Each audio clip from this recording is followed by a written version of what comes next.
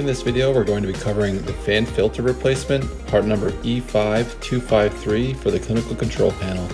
To begin, locate the red knob and turn it to the off position. This will ensure the system is powered down. Locate the fan filters that require replacement. They are located on the outer right side and also located on top of the control panel. To open, lift the blue latch on the fan filter housing. Remove the old fan filter on the outer right side of the control panel. Remove the old filter on top of the control panel. Retrieve a new fan filter from your maintenance kit, part number E5253, ensuring it matches the specifications of the old one you just removed. Insert the new fan filter on the outer right side of the control panel.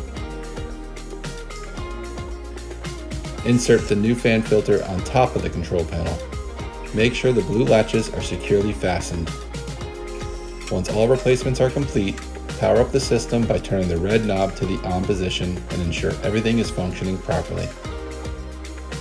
By following these steps to replace the fan filter, you'll ensure the efficiency and functionality of your clinical system. Thank you for watching.